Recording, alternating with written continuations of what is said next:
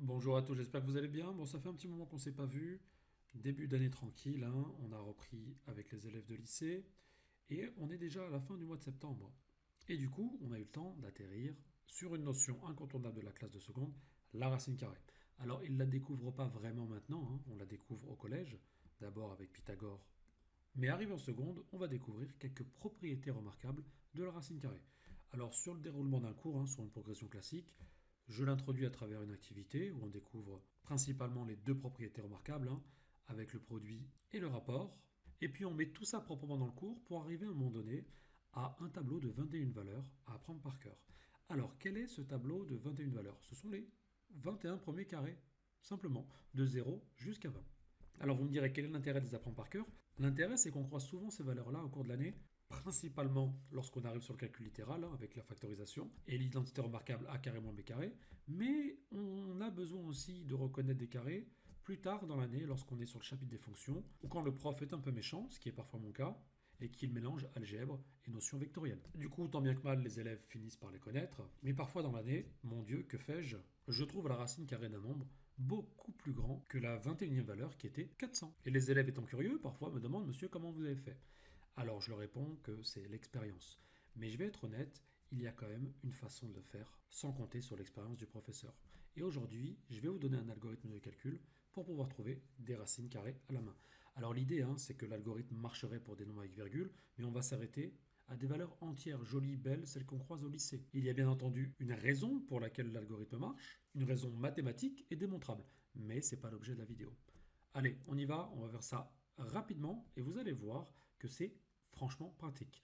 Alors, il y a deux, trois façons de le faire. Je trouve que celle-ci est la plus élégante et finalement la plus simple. Alors, d'abord, nommons la méthode. On appelle ça la méthode goutte à goutte, hein. L'idée, hein, du goutte à goutte, c'est que l'on va obtenir les valeurs de la racine, chiffre après chiffre. Comme qui dirait le jeu de mots, si je peux me permettre, au compte-goutte. Alors, la méthode a été mise en place, hein, en 1865 par un certain scientifique, c'était un Allemand, je crois, qui s'appelait Monsieur Toppler. On a publié la méthode la même année dans une presse qui portait le nom Acte pour la promotion de l'industrie en Prusse. Et l'idée, hein, de cette presse, c'était de mettre en avant un objet, l'ancêtre, le père de cet objet maléfique que vous utilisez tous et qui vous a rendu malheureusement très peu à même d'effectuer des calculs de tête, la calculatrice. Et regardez à quoi ressemblait cette beauté. C'était une autre époque, hein, il y avait quand même dans l'artisanat, dans l'utilisation des matériaux, une vraie fibre artistique, hein. Alors, l'arithmomètre de Thomas de Colmar. Alors, pourquoi Thomas de Colmar? Il ne s'appelle pas Thomas de Colmar, c'est simplement Monsieur Charles-Xavier Thomas qui est né à Colmar. Et cet objet, c'est finalement la première calculatrice qui a été commercialisée. Alors, l'idée de base de la méthode, elle est simple. On remarque quoi? Lorsque je fais 1 plus 3, j'obtiens 4. 4, ça vaut 2 au carré. 1 plus 3, c'est quoi? C'est la somme des deux premiers nombres impairs.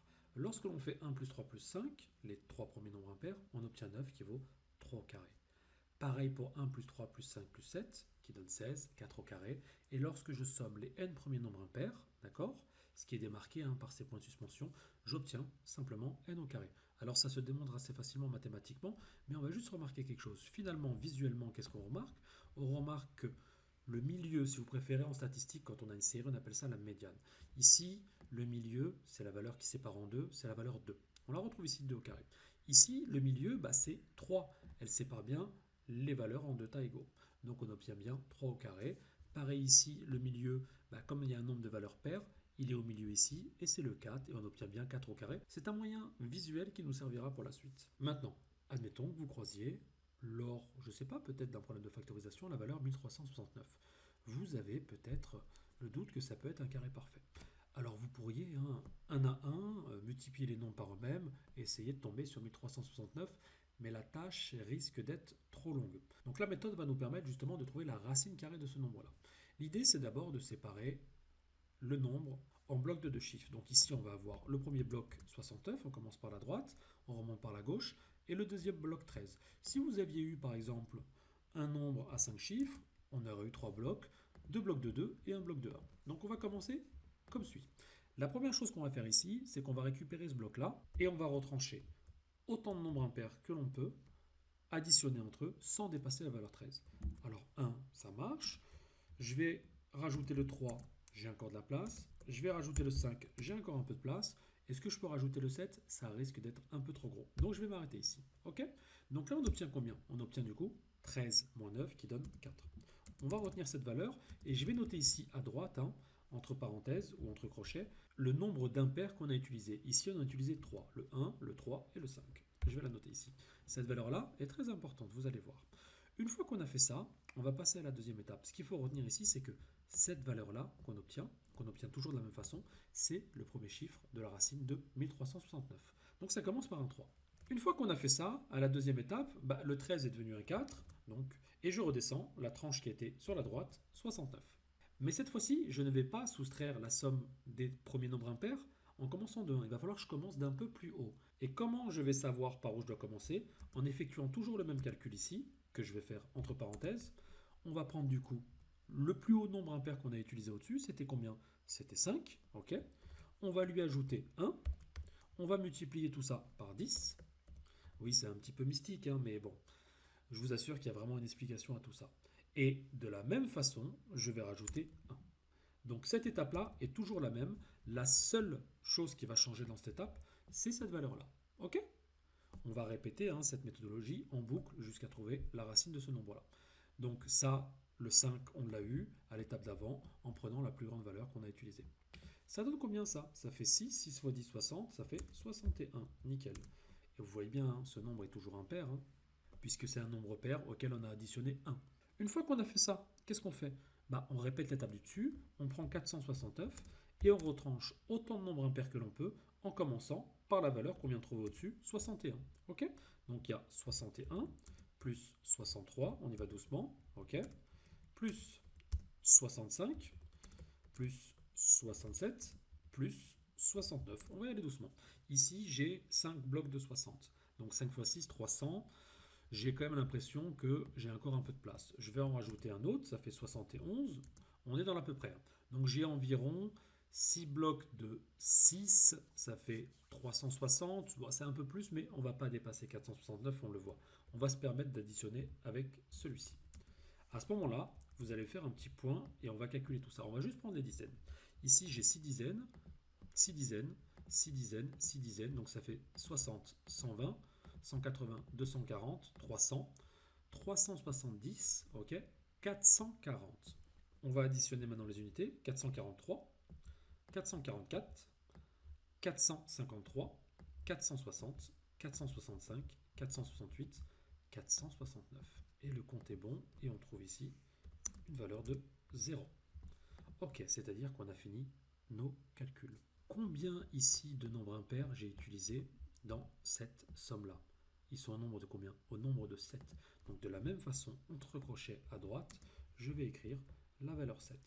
Et comme l'algorithme ici est arrivé à 0, j'ai fini mon travail et on peut dire simplement que la racine carrée de 1369 vaut 37.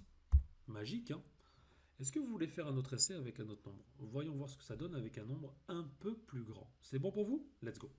Prenons par exemple 15 129. Ok, on va faire notre travail de séparation. Premier bloc de 2, premier bloc de 2, et on commence. On va commencer avec le 1. Et avec le 1, je ne vais pas pouvoir retrancher beaucoup de nombres impairs, juste 1, et j'obtiens 0. Ok, donc j'ai utilisé combien de nombres impairs ici? 1. Donc je vais noter ici entre crochets le 1. L'étape d'en dessous, je descends, j'ai obtenu 0 et je vais compléter avec le bloc suivant, 51. Quel était le dernier nombre impair utilisé? C'était 1 et on calcule toujours un dernier nombre impair utilisé plus 1, ok. Le tout fois 10 et on rajoute plus 1. On obtient combien ici? 21. Et on va du coup retrancher le maximum de nombres impairs additionnés en partant de 21 à quelle valeur? À la valeur 51. Donc on se met ici 51 moins, entre parenthèses 21 plus 23. Et je pense qu'on en a assez parce qu'après ça va dépasser. On obtient combien ici? Ça fait 44 et il nous reste du coup 7. Alors combien de nombres impairs j'ai utilisé ici à cette étape? 2, ok. Et maintenant quel est le nombre d'étapes? 729. J'ai descendu le 7 et il me reste le bloc de 29. De la même façon, on va faire le même travail. On va se mettre ici en dessous et on va calculer avec le dernier plus grand nombre impair, le fameux dernier nombre impair plus 1 fois 10 plus 1. Donc c'est quoi le dernier nombre impair qu'on a utilisé? C'est 23. Ok. je rajoute 1, je multiplie par 10 et je rajoute 1. Et on obtient combien ici? Ça fait 24, 240, 241. Du coup, je vais retrancher à 729 le plus de nombres impairs en les additionnant en commençant par 241. 241. Alors, le prochain, celui qui suit, c'est 243. Est-ce que je ne pourrais pas en rajouter un? Peut-être que je peux en rajouter un. On va voir ça. Effectivement, ça peut passer. J'ai combien de centaines? J'en ai 2, 4, 6. J'ai 600. 600, les dizaines ici, j'en ai 4, donc ça fait 640, 680, 720. Et maintenant, j'ai 725, 728 et 729. Magie, j'obtiens bien 0. Tous les blocs de 2 sont descendus, donc j'ai fini mon travail. Et j'ai utilisé combien de nombres impairs à cette étape-là? 3. Et du coup, la racine de 15 129 vaut, je vous le donne en 1000, 123. Qu'on va écrire ici. Est-ce que vous avez compris la méthode? Pratique, hein, donc plus d'excuses face aux racines. Et maintenant, je vous demandais vous-même de faire la même chose, hein, en prenant une feuille et un papier, en me montrant que la racine carrée de 21 025 vaut bien 145. J'espère que ça vous aura plu et je vous dis à bientôt pour une prochaine vidéo. Allez, à plus les matheux, bye bye.